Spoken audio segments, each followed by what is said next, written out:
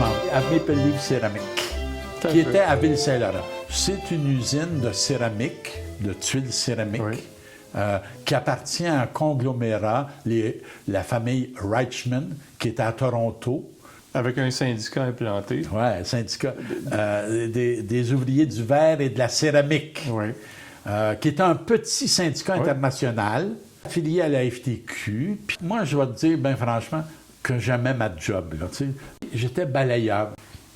Puis là, les gens disaient, mais ça n'a pas de bon sens que tu demandes un job de balayeur. Mais là, le balayeur, là... Il va partout, lui. Il va partout. Il n'est pas pogné dans la ligne de montage. C'est sûr que c'était pas un syndicat très militant. Au bout de 6 mois, je suis devenu délégué syndical.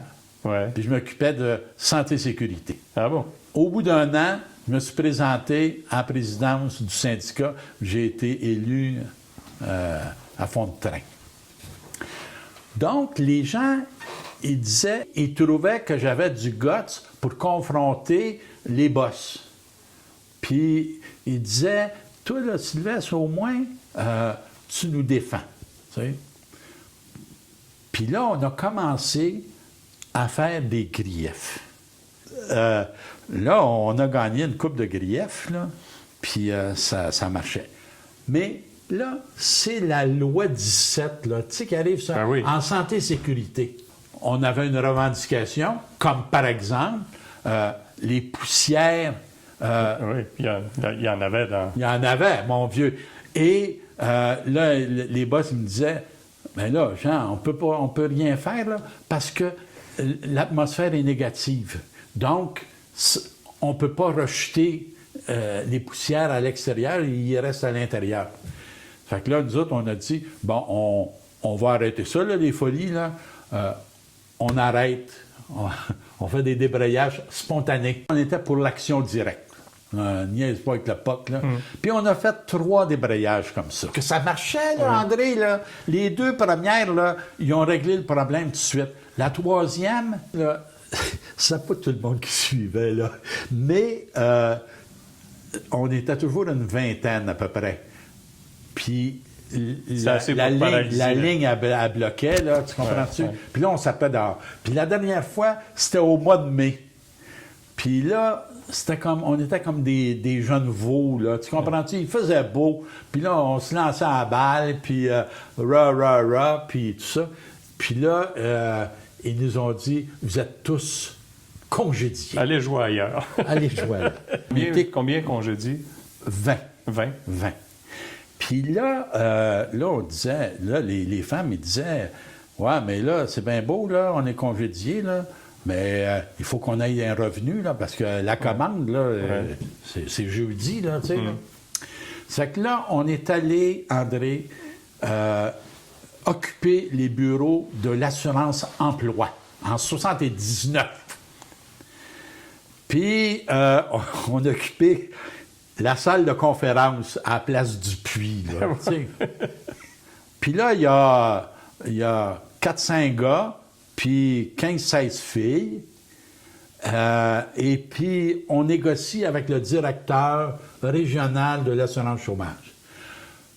Puis qui nous dit, on va vous inscrire dans nos listes, puis vous allez recevoir d'ici 3 à 4 semaines un premier chèque d'assurance chômage. Les femmes me disent, non. Hey, Sylvain, nous autres, là, jeudi, il faut avoir de l'argent pour faire la commande, là. Il n'y a pas d'argent, moi, là. Il faut que je fasse la commande. Il faut que je nourrisse mes enfants, là. On est resté là, André. Puis, on a dit, bien, comme il faut payer la commande, on va avoir des chèques tout de suite. André, ils nous ont fait des chèques. Sérieux? Je te jure, là, puis je te jure, aujourd'hui, c'est impensable. Là, puis là, les femmes, ils trouvaient ça normal. Là. C'était pas des militantes, là. C'était des syndicalistes qui étaient à leurs premières armes d'action directe. C'est ça. Alors, vous avez eu l'assurance chômage, donc presque dès le début, là? Pas presque, direct au début, là. Puis parce que ça a dû traîner. Après ça, vous n'avez pas eu... Y a-t-il eu des arbitrages pour vos congés? Bon, alors là, c'est ça. On est allé en arbitrage avec Jean Gariepi, puis on a perdu à l'arbitrage. Oh. Et puis là, on a fait un mandamus. Un bref de mandamus. Un bref de mandamus. Oui. Et puis là, on est allé en cour supérieure. Ah bon? Et là, ça a duré 1 an, tout ça, là. Ouais. Puis moi, là, j'étais soumis à des élections, là. Puis crois-le pas, là, T'étais réélu. j'ai été réélu 2 fois, tu sais. Puis pendant tout ce temps-là, tu vivais d'assurance chômage? Ou... Je vivais d'assurance chômage, puis je commençais à avoir des petits contrats parce qu'on cherchait toujours des jobs, là, tu sais. Ça fait qu'on a organisé les affaires. On allait visiter le parc industriel de Saint-Laurent par groupe de 4. Puis on avait fait des curriculums pour tout le monde.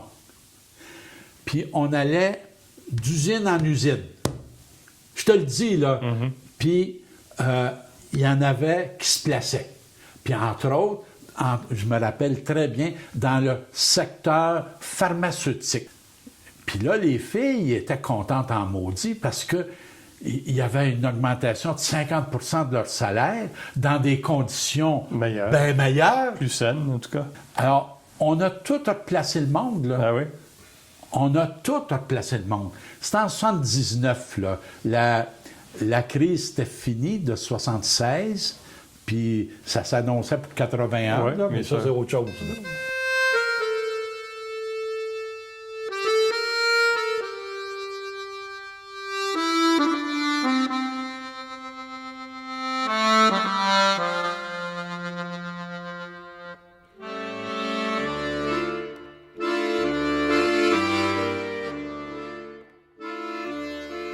En novembre 83, Michel Brouillette, qui était Une amie de Nicole. une amie de Nicole, puis qui était aussi Oh.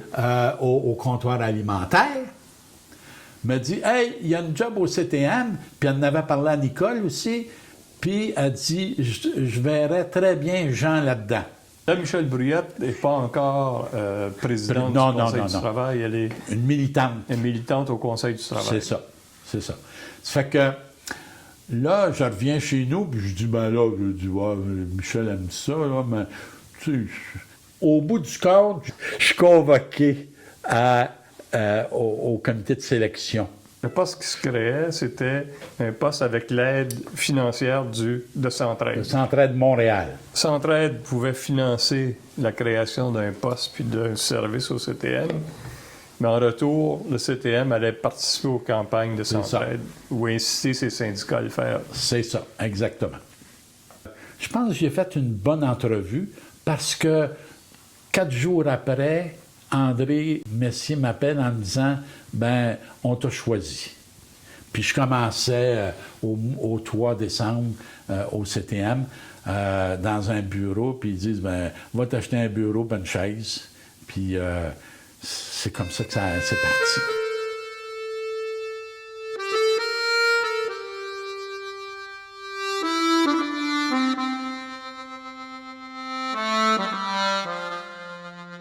La crise de 81 Ouais. fait en sorte qu'il y a des centaines de travailleurs et de travailleuses qui perdent leur emploi. Ouais, qui sont expulsés du marché du travail. Mais ces gens-là, ils ne sont pas du tout habitués à remplir des formulaires d'assurance chômage, puis d'aide sociale, puis, tu sais, ils sont démunis par rapport à ça.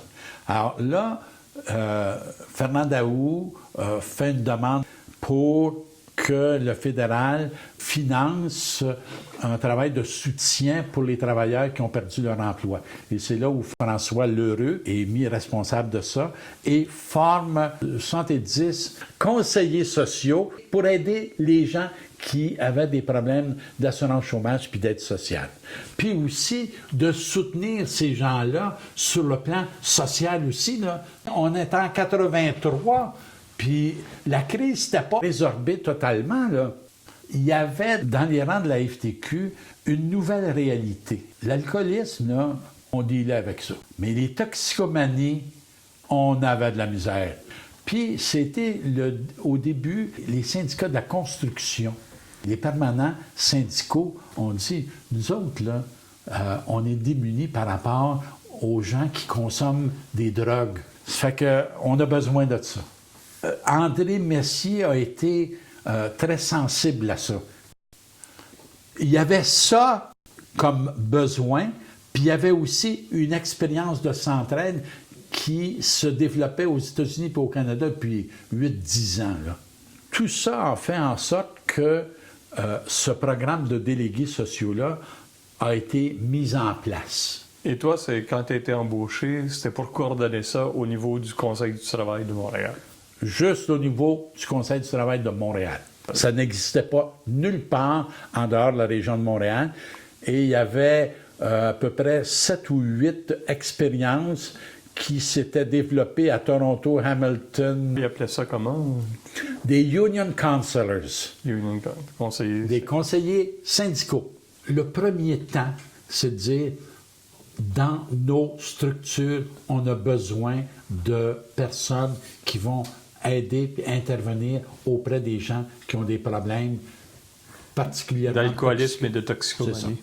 Surtout ça au début. C'est surtout ça. D'autre part, il y avait dans des grandes entreprises des programmes d'aide aux employés. Dirigés par le patron. Dirigés par le patron, puis relevant du service au personnel. Mais il y avait une différence profonde entre la vision syndicale puis patronale. La vision patronale, c'était une gestion du personnel. C'est ça. S'assurer que la productivité n'est pas affectée par ces problèmes-là. Ben oui, c'est ça. Les profits non plus. C'est ça. À ce moment-là, délégués sociaux, là, c'était pas bien vu au sein de la FTQ. Hein? 2 raisons. Un, délégué.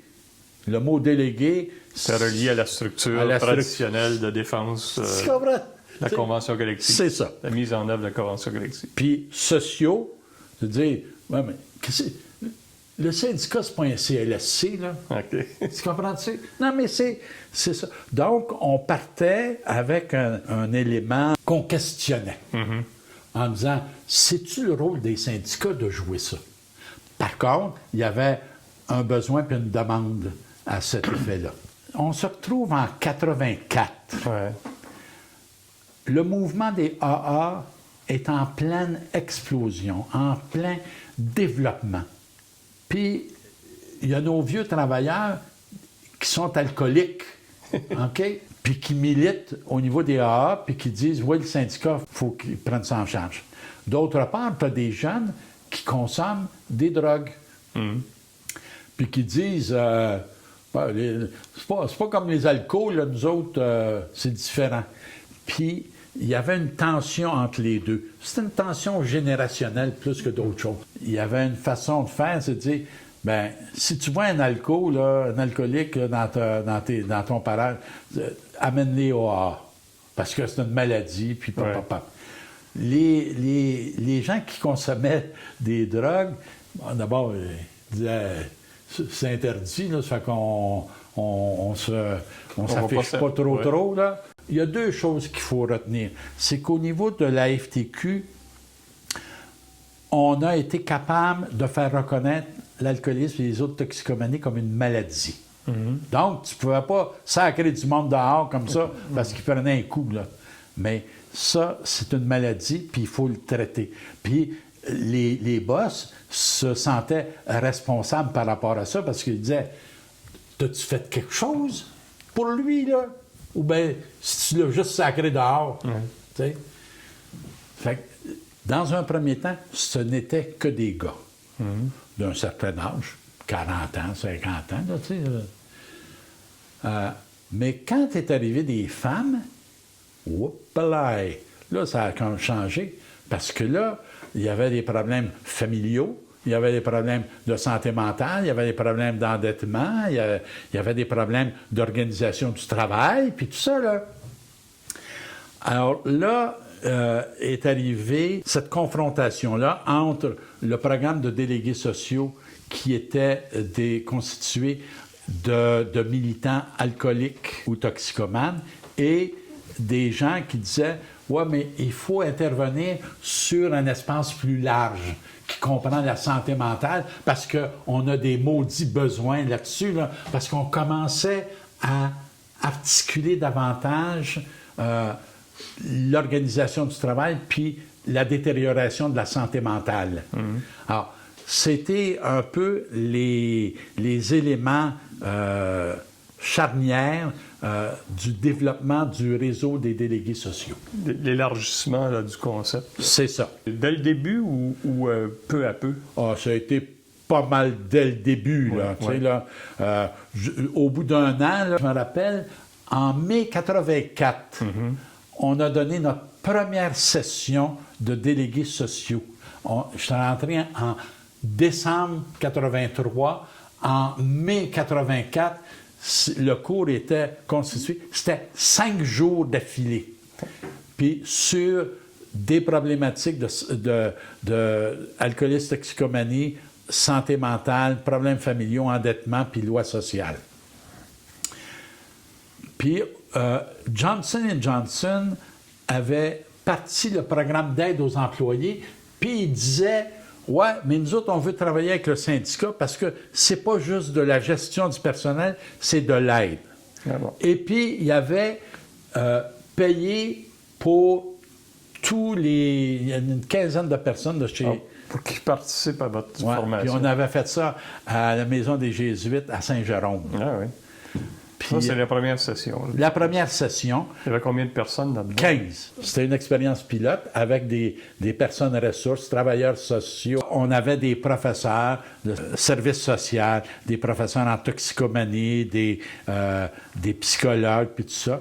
Là, ce premier cours-là, on l'a ajusté. Puis en septembre, là, c'est parti. Là. Puis les inscriptions, là... Là, es-tu en relation avec le service d'éducation de la FTQ? Ou... Oui, avec Michel Matt, puis avec Jean-Pierre Néron. On faisait équipe ensemble. Puis Michel Matt parlait plus des politiques sociales, assurance chômage, puis tout ça. Alors là, on a développé des outils, d'une part. D'autre part, on a développé l'entraide, qui était un petit journal qui était inséré dans le monde ouvrier. On est aussi intervenu dans les congrès de la FTQ pour faire reconnaître l'alcoolisme et la toxicomanie comme maladie. Sur toute la question des tests antidrogue, on s'est opposé mordicus contre ça, là. Ouais. Tu sais? Bon, puis peu à peu, on a parlé de la santé mentale et l'organisation du travail. Là, jusque-là, tout se passe dans la région de Montréal. Oui. En 90, Henri Massé m'appelle à son bureau. Il me dit « Hey, ce serait pas une bonne idée, ça, de développer ton affaire là, dans d'autres régions du Québec. » Puis là, il dit « Commence à en entendre parler, là. Puis serais-tu prête à venir faire les deux jobs au CTM puis à la FTQ? » Là, j'ai dit « Non, ça marche pas, là. C'est où, ben donc, je vais être au CTM, ben donc, je vais être à la FTQ, là, parce que tu peux pas faire les... » C'est ça qu'il a dit « OK, c'est parfait. » Puis là, on a trouvé de l'argent au ministère des Affaires sociales, Marc-Yvan Côté, qui nous a donné un coup de main, pas à peu près. Ah bon? Puis il y a aussi le fait que l'alcoolisme toxicomanie prenait beaucoup de place au gouvernement du Québec dans le temps. Là. Puis c'est de là qu'est venue l'idée de mettre sur pied un comité provincial d'alcoolisme toxicomanie où il y avait des grosses vedettes qui étaient là. Là, j'ai commencé les démarches pour un financement de Centraide dans la région de Québec, dans la région de l'Outaouais. Vous repreniez le modèle de Montréal. Même chose. Même. Ce réseau-là, maintenant, qu'est-ce que ça peut représenter numériquement? Écoute, on parle encore de 3000 membres de la FTQ qui sont actifs dans le réseau des délégués sociaux. 3000. C'est ça. Ça, c'est Puis vraiment ça, là, partout. Là. ça, c'est que ça s'est renouvelé. Là. Tu sais, les gars de mon âge, là, ils sont à la retraite. Là. Maintenant, ça fait partie de la structure syndicale puis des habitudes. C'est normal qu'il y ait un délégué social à côté d'un délégué santé-sécurité. C'est ça. C'est de plus en plus sur les problématiques de suicide, de santé mentale, d'organisation du travail, que... Alcoolisme et toxicomanie. Ben, c'est ça, là, tu sais. Mais c'est toujours présent. C'est toujours présent.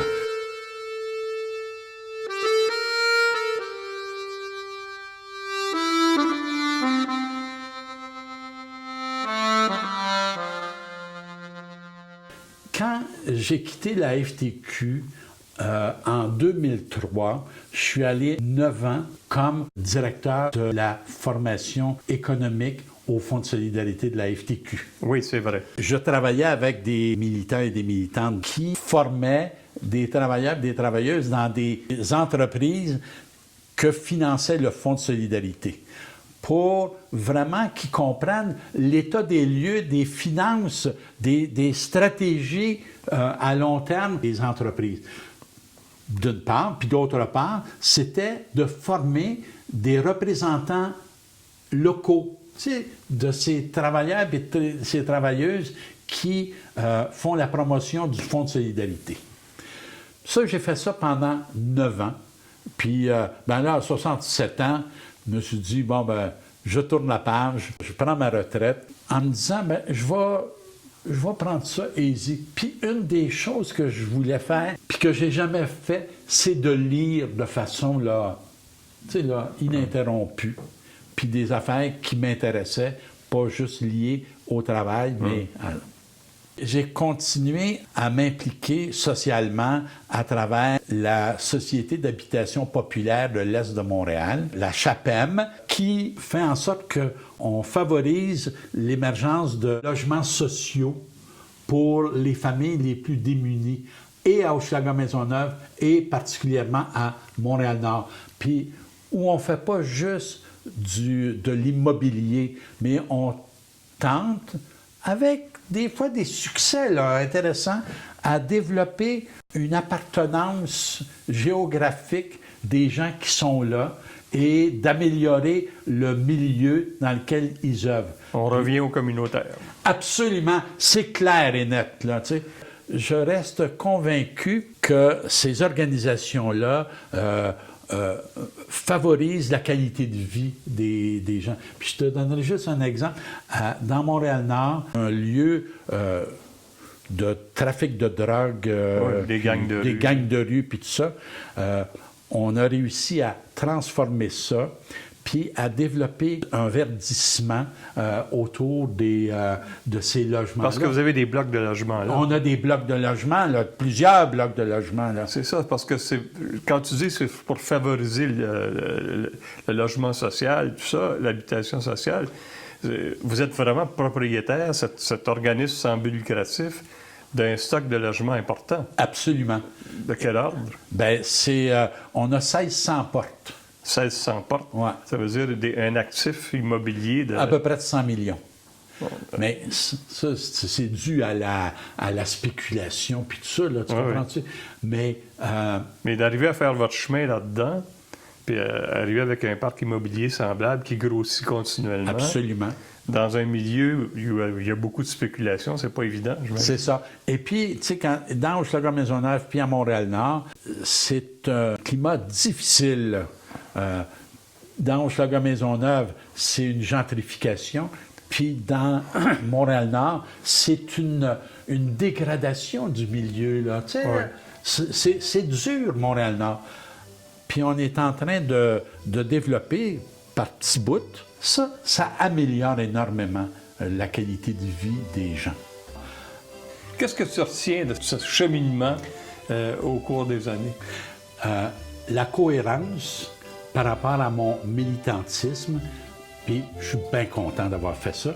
J'y ai trouvé un plaisir fou, j'ai trouvé des gens fort intéressants et j'ai contribué à construire une solidarité syndicale ou une solidarité communautaire pour le mieux-être de l'ensemble des travailleurs et des travailleuses.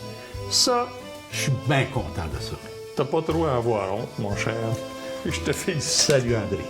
C'est très agréable d'avoir discuté avec toi.